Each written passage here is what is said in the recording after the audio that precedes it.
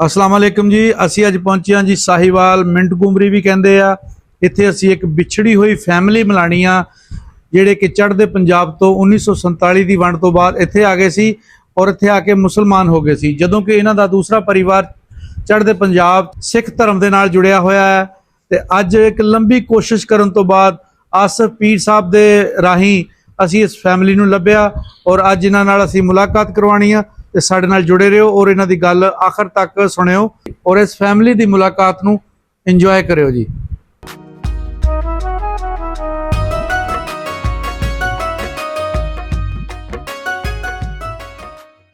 ਹਾਂਜੀ, ਕੀ ਹਾਲ ਚਾਲ, ਠੀਕ ਹੋ? ਹਾਂਜੀ ਭਾਜੀ ਠੀਕ ਆ। ਅੱਛਾ, ਅਸੀਂ ਉਹ ਮੁੰਡੇ ਕੋਲ ਪਹੁੰਚੇ ਹਾਂ ਜੀ ਤੇ ਆ ਗੱਲ ਕਰਕੇ ਨਾ ਜ਼ਰਾ ਇਹਨਾਂ ਕੋ ਬਾਇਓਡਾਟਾ ਲਓ ਆਪਣੀ ਫੈਮਿਲੀ ਦੇ ਬਾਰੇ। अस्सलाम वालेकुम। हेलो जी अस्सलाम वालेकुम।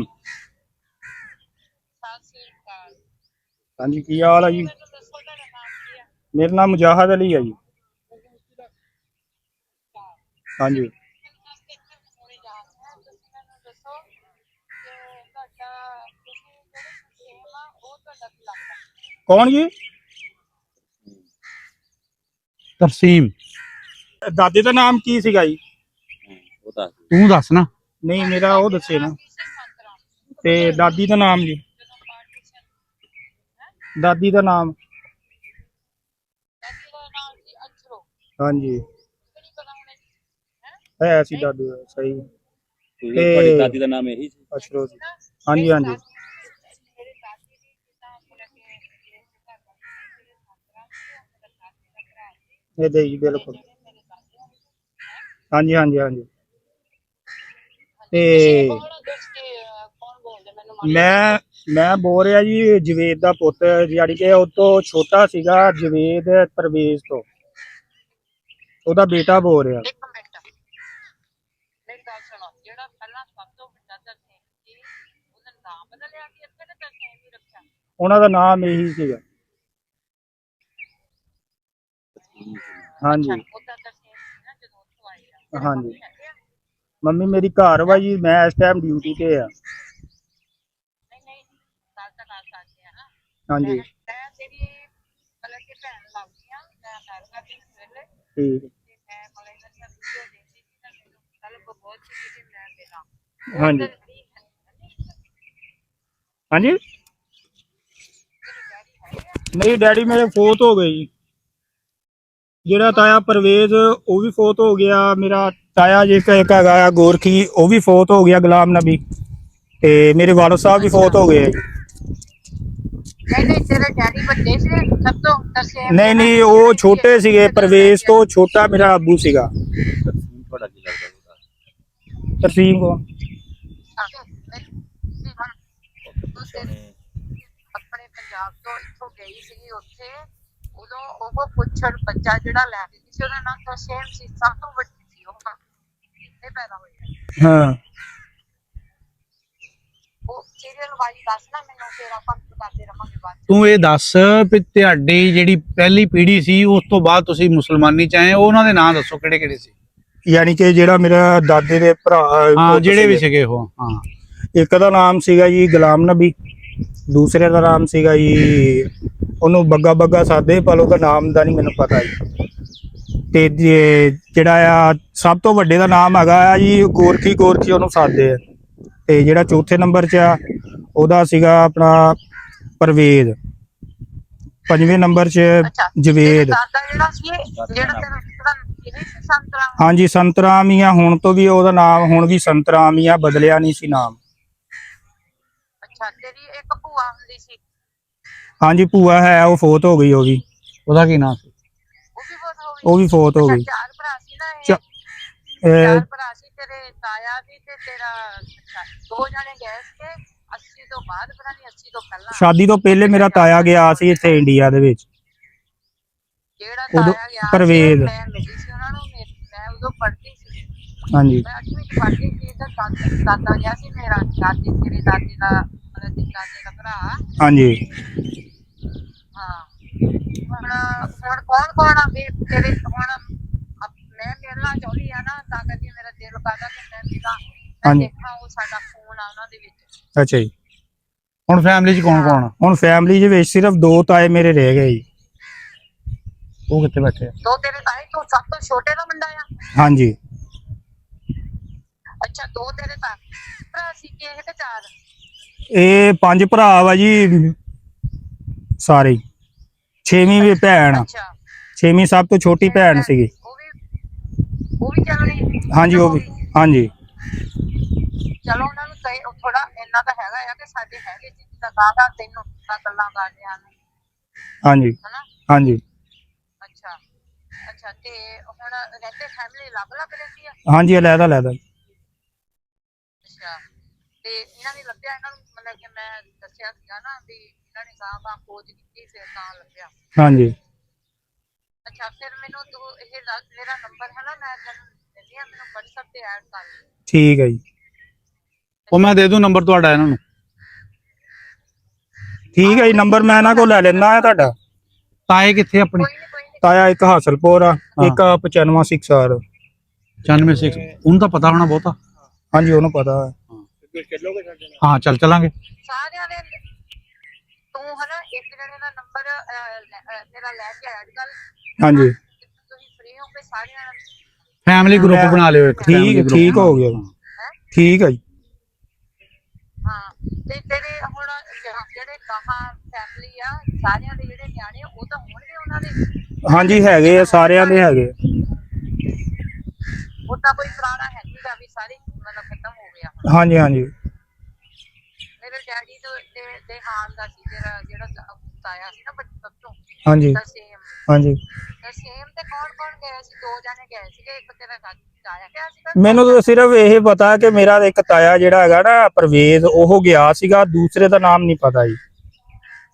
ਬਸ ਵਾਲਦ ਸਾਹਿਬ ਨੇ ਮੇਰੇ ਨੇ ਇਹੀ ਦੱਸਿਆ ਸੀਗਾ ਕਿ ਪਰਵੇਜ਼ ਗਿਆ ਸੀ। ਪਰਵੇਜ਼ ਵੀ ਗਿਆ ਸੀ ਤੇ ਦੂਜਾ ਵੀ ਗਿਆ ਸੀ। ਮੈਂ ਉੱਥੇ ਸੀ, ਮੈਂ ਪੜ੍ਹਦੀ ਸਕੂਲ ਚ, ਮਿਡਲ ਸਕੂਲ ਚ, ਮਤਲਬ ਕਿ 8ਵੀਂ ਜਮਾਤ ਵਿੱਚ ਸੀਗੀ। ਹਾਂਜੀ। ਤੇ ਉਹ ਤਾਂ ਸਾਰੇ ਕਿੰਨੇ ਵੱਡੇ ਸੀਗੇ ਤੇ ਉਹਨਾਂ ਨੂੰ ਚੱਲ ਮੁੰਡਾ ਤੇ ਪੈਂਦਾ। ਤੇ ਮੇਰੀ ਵੀ ਉਮਰ ਹੁਣ 50 ਸਾਲ ਦੀ ਆ। ਉਹ ਜਿਹੜੀ ਦਾਦੀ ਉਹ ਕਾਫੀ ਦੇ। ਹਾਂਜੀ। ਉਹ ਨਹੀਂ, ਜਿਹੜੇ ਉਹਦੇ ਨਾਨਕੇ ਸੀ ਉੱਥੇ ਵੀ ਨਹੀਂ ਕਦੇ ਗਏ, ਕਦੇ ਫੋਨ ਕਦੀ। ਇਹ ਤਾਂ ਮੇਰੇ ਪੁਰਾਣੀਆਂ ਚਿੱਠੀਆਂ ਪਈਆਂ ਸੀ ਉਹਨਾਂ ਦੇ ਉੱਤੋਂ, ਕਿਤੇ ਮੈਨੂੰ ਲੱਭਿਆ ਐਡਰੈਸ।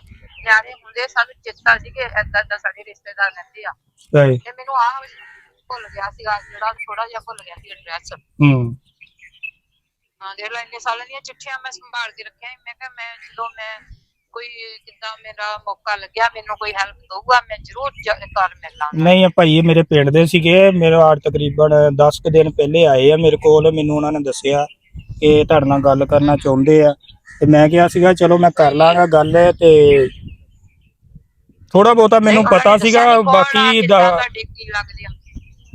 ਹਾਂਜੀ ਮੈਂ ਦੱਸਿਆ ਹੋਣਾ ਵੀ ਕਿੱਥੋਂ ਬੋਲਦੇ ਆ ਉਹ। ਹਾਂਜੀ ਹਾਂਜੀ, ਕਹਿੰਦਾ ਸੀਗਾ ਕਿ ਤੁਹਾਡੇ ਉੱਥੇ ਇੰਡੀਆ 'ਚ ਕੋਈ ਹੈਗੇ। ਮੈਂ ਕਿਹਾ ਸਾਡੇ ਹੈਗੇ ਆ, ਸਾਰੇ ਉੱਥੇ ਹੀ ਆ। ਬਾਕੀ ਮੇਰਾ ਦਾਦਾ ਤੇ ਦਾਦੀ ਆਏ ਸੀਗੇ ਇੰਡੀਆ 'ਚੋਂ ਪਾਕਿਸਤਾਨ।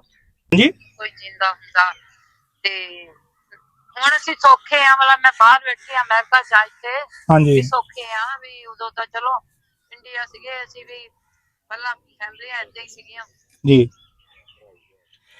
ਹਾਂ, ਤੇ ਹੋਰ ਘਰ ਕੋਈ ਵੀ ਨਹੀਂ ਹੈਗਾ ਇਹਨਾਂ ਨੇ ਜਦੋਂ ਤੁਹਾਨੂੰ ਲੱਭਿਆ?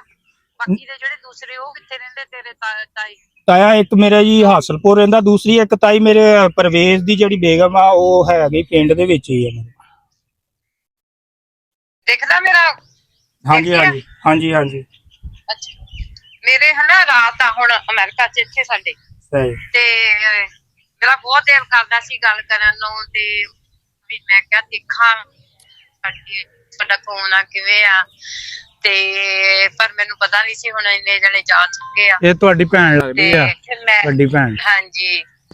ਤੇ ਮੈਂ ਅਮਰੀਕਾ ਮਤਲਬ ਕਿ ਇੰਡੀਆ ਜਦੋਂ ਪਹਿਲਾਂ ਗਈ ਸੀ ਉਦੋਂ ਵੀ ਮੈਂ ਬਹੁਤ ਕੋਸ਼ਿਸ਼ ਕੀਤੀ। ਜਿਹੜੇ ਤੁਹਾਡੇ ਇਹਨਾਂ ਦੇ ਨਾਨਕੇ ਆ ਨਾ, ਹਾਂਜੀ, ਉੱਥੇ ਰਹਿੰਦੇ ਬੱਲੇ ਨਾਲ ਜੋਲ, ਉੱਥੇ ਮੈਂ ਬਹੁਤ ਲੱਭਿਆ। ਉੱਥੇ ਮੇਰੇ ਵੀ ਲੱਗ ਬਹੁਤ ਲੱਭਿਆ, ਪਰ ਉਹ ਕਹਿੰਦੇ ਪਤਾ ਨਹੀਂ ਸਾਨੂੰ ਏਦਾਂ। ਫਿਰ ਮੈਂ ਇਹਨਾਂ ਨਾਲ ਗੱਲ ਕੀਤੀ, ਫਿਰ ਇਹ ਮੈਨੂੰ ਕਹਿੰਦੇ ਕਿ ਮੈਂ ਤੁਹਾਡੀ ਲੱਭਾ ਦਾਂਗਾ। ਤੇ ਤੁਹਾਡੇ ਜਿਹੜੇ ਮਤਲਬ ਕਿ ਤੁਹਾਡੇ 2 ਤਾਏ ਰਹਿੰਦੇ ਆ ਨਾ ਹੋਰ? ਹਾਂਜੀ।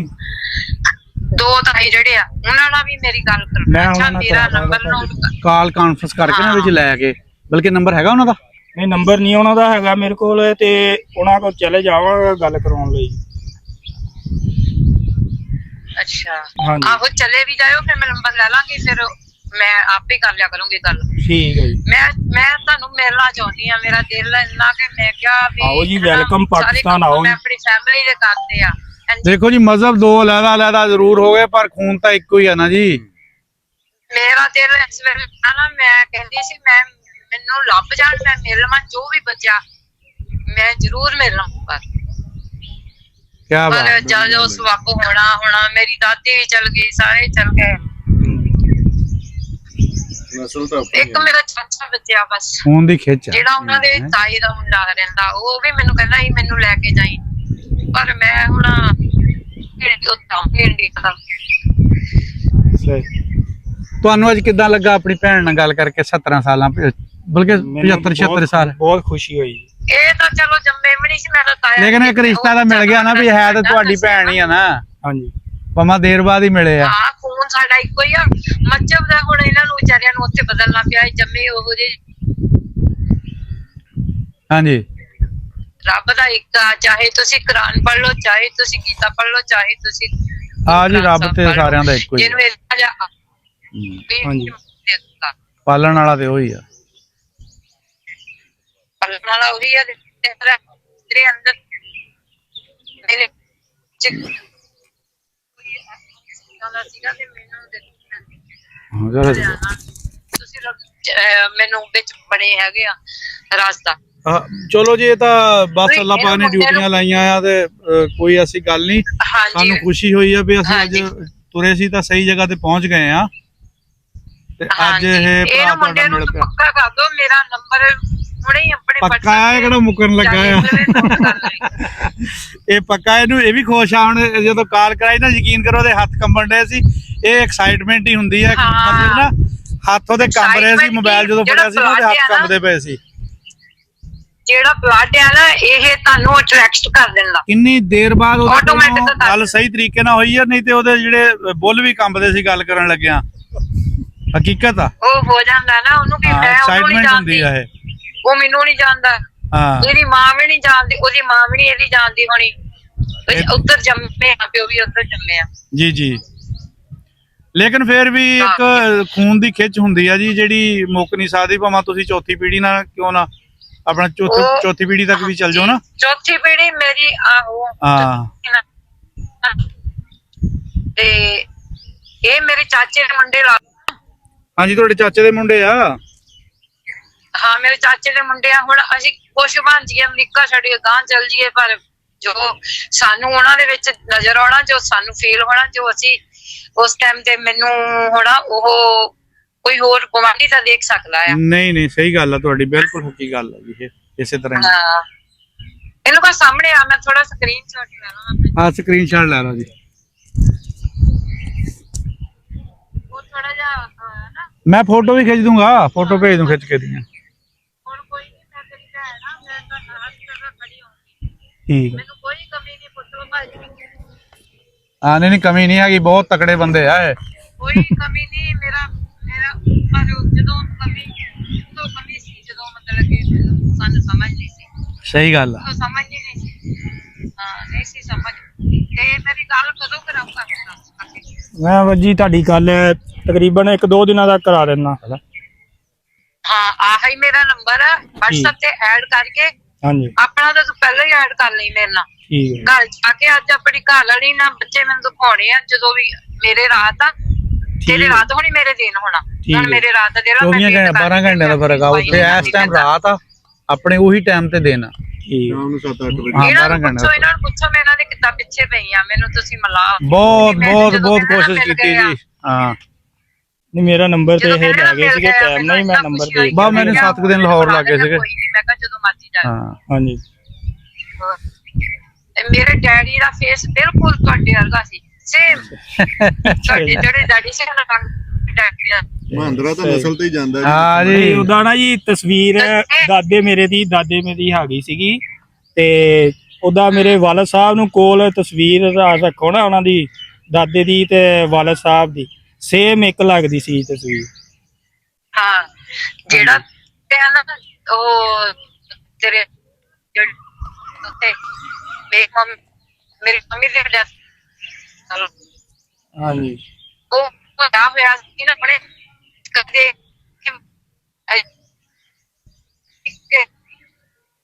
ਸਾਹੀਵਾਲ ਪਹੁੰਚੇ ਸੀਗੇ ਜੀ। ਇੱਥੇ ਇੱਕ ਵਿਛੜੀ ਹੋਈ ਫੈਮਿਲੀ, ਟੁੱਟੀਆਂ ਤੰਦਾਂ ਜੋੜੀਆਂ ਆ। ਭਾਈ ਹੁਣਾਂ ਦੀ ਭੈਣ ਜਿਹੜੀ ਆ ਅਮਰੀਕਾ ਬੈਠੀ, ਉਹ ਮਿਲਾਤੀ ਚਾਚੇ ਦੀ ਕੁੜੀ ਇਹਨਾਂ ਦੀ, ਤੇ ਬੜੀ ਖੁਸ਼ੀ ਆ ਸਾਡੇ ਲਈ ਵੀ, ਕਿਉਂਕਿ ਇਹ ਜਦੋਂ ਅਸੀਂ ਵੀ ਮਿਲਾਈ ਦੇ ਆ ਨਾ ਜੀ ਰਿਸ਼ਤੇ ਟੁੱਟੇ ਹੋਏ, ਤਾਂ ਯਕੀਨ ਕਰੋ ਇੱਕ ਜਿਹੜੀ ਦਿਲੋਂ ਦੁਆ ਨਿਕਲਦੀ ਨਾ, ਇਹਨਾਂ ਦੇ ਦਿਲੋਂ ਵੀ ਨਿਕਲੇਗੀ, ਤਾਂ ਜਿਹੜੀ ਸਾਡੀ ਭੈਣ ਉੱਥੇ ਅਮਰੀਕਾ ਬੈਠੀ ਉਹਦੇ ਦਿਲੋਂ ਵੀ ਨਿਕਲੇਗੀ, ਤੇ ਉਹਦਾ ਮੁੱਲ ਕੋਈ ਨਹੀਂ ਹੈਗਾ, ਉਹ ਅਸਰ ਵੀ ਬੜਾ ਕਰੂਗੀ। ਤੇ ਮੈਂ ਆਪਣੇ ਸਾਰੇ ਦੋਸਤਾਂ ਨੂੰ ਇਹ ਕਹਾਂਗਾ ਕਿ ਇਹ ਜਿਹੜਾ ਕੰਮ ਆ ਨਾ ਜੋੜਨ ਵਾਲਾ, ਇਹ ਆਪਾਂ ਸਾਰੇ ਕਰਨ ਲੱਗ ਪਈਏ ਤਾਂ ਆਪਣੀ ਦੁਨੀਆ ਦੇ ਫਸਾਦ ਜਿਹੜੇ ਉਹ ਸਾਰੇ ਮੁੱਕ ਜਾਣਗੇ, ਬਿਲਕੁਲ ਝਗੜੇ ਖਤਮ ਹੋ ਜਾਣਗੇ। ਕਿਸਾਨਾ ਸਾਹਿਬ ਜਿਹੜੇ ਸਰਕਾਰਾਂ ਦੇ ਕਰਨ ਦੇ ਕੰਮ ਸੀਗੇ 70-75 ਸਾਲਾਂ ਬਾਅਦ ਬਹੁਤ ਵੱਡੀ ਇਹ ਵੰਡ ਸੀਗੀ ਪੰਜਾਬ ਦੀ, ਕਹਿ ਲਓ, ਜਾਂ ਪਾਕਿਸਤਾਨ ਇੰਡੀਆ ਬਣਿਆ, ਉਹਨਾਂ ਤੋਂ ਬਾਅਦ ਬੇਸ਼ੁਮਾਰ ਲੱਖਾਂ ਦੀ ਤਾਦਾਦ ਨਾਲ ਫੈਮਲੀਆਂ ਵਿਛੜੀਆਂ। ਜਿਹੜੇ ਸਰਕਾਰਾਂ ਨੂੰ ਕੰਮ ਕਰਨੇ ਚਾਹੀਦੇ ਸੀ, ਅੱਜ ਇੱਕ ਪਿੰਡ ਪੰਜਾਬ ਦਾ ਟੀਮ ਜਾਂ ਹੋਰ ਜਿਹੜੇ ਚੈਨਲ ਕੰਮ ਕਰ ਰਹੇ ਆ, ਸਾਰਿਆਂ ਦਾ ਦਿਲੋਂ ਧੰਨਵਾਦੀ ਹਾਂ ਅਸੀਂ। ਪੰਜਾਬ ਨੂੰ ਦੁਬਾਰਾ ਜੋੜਨ ਦੀ ਗੱਲ ਹੋਵੇ ਜਾਂ ਫਿਰ ਟੁੱਟੇ ਰਿਸ਼ਤੇ, ਟੁੱਟੇ ਤੰਦਾਂ ਨੂੰ ਜੋੜਨ ਦੀ ਗੱਲ ਹੋਵੇ, ਕਿਸਾਨਾ ਸਾਹਿਬ ਉਹਨਾਂ ਵਿੱਚ ਹਰ ਸਫੇ ਅਵਲ ਦੇ ਵਿੱਚ ਖੜੇ ਹੁੰਦੇ ਆ।